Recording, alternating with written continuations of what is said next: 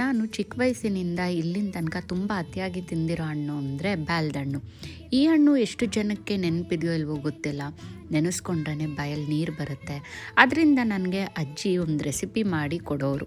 Recipe ಅನ್ನೋದಕ್ಕಿಂತ ಅದನ್ನು ಕುಟ್ಟುಂಡಿ ಥರ ಮಾಡಿಕೊಡೋರು. ಹೆಲ್ತಿಗಂತೂ ತುಂಬಾ ಒಳ್ಳೆಯದು, ಶುಗರ್ಗೆ ರಾಮಬಾಣ ಅಂತಲೇ ಹೇಳ್ಬೋದು. ಈಗ ಮೊದಲಿಗೆ ಬೆಳ್ಳುಳ್ಳಿ, ಒಂದು ಮೆಣಸಿನ್ಕಾಯಿ, ಕಲ್ಲುಪ್ಪು, ಸ್ವಲ್ಪ ಬೆಲ್ಲನ ಹಾಕಿ ಚೆನ್ನಾಗಿ ಚಚ್ಕೊಬೇಕು. ಚಚ್ಚಿದ ನಂತರ ಆಗಲೇ ತೆಗೆದಿಟ್ಕೊಂಡಿರೋ ಪಲ್ಪನ್ನು ಈ ರೀತಿಯಾಗಿ ಇಟ್ಟು ಸ್ವಲ್ಪ ಖಾರದ ಪುಡಿ ಹಾಕಿ ಚೆನ್ನಾಗಿ ಈ ರೀತಿಯಾಗಿ ಟೆಕ್ಸ್ಚರ್ ಬರೋ ತನಕನೂ ಚಚ್ಕೋಬೇಕು. ನೀವು ಬೇಕು ಅಂದರೆ ಪ್ಲೇಟಲ್ಲೂ ಸರ್ವ್ ಮಾಡ್ಬೋದು, ಇಲ್ಲಾಂದರೆ ಇದೇ ಶೆಲ್ ಒಳಗಡೆ ಈ ರೀತಿಯಾಗಿ ಇಟ್ಟು ತಿನ್ಬೋದು. ತುಂಬಾ ಟೇಸ್ಟಿಯಾಗಿರುತ್ತೆ. ನೀವು ಒಂದ್ಸರಿ ಟ್ರೈ ಮಾಡಿ ಕಮೆಂಟಲ್ಲಿ ಹೇಗಿತ್ತು ಅಂತ ಹೇಳಿ. ಇದನ್ನು ನಾನು ಚಿಕ್ಕ ವಯಸ್ಸಿನಲ್ಲಿ ಈಗಲೂ ಅಷ್ಟೇ ಅಜ್ಜಿ ಮನೆಗೆ ಹೋದರೆ ಫ್ರೀ ಸಿಗುತ್ತೆ, 20 ರೂಪಾಯಿ ಕೊಟ್ಟು ತೊಗೊಂಡಿದ್ದಾಯಿತು. ಆಹಾ, ನೋಡ್ತಾ ಇದ್ರೆ ಬಾಯಲ್ಲಿ ನೀರು ಬರೋದಂತೂ ಖಂಡಿತ. ನೀವು ಒಂದ್ಸರಿ ಟ್ರೈ ಮಾಡಿ.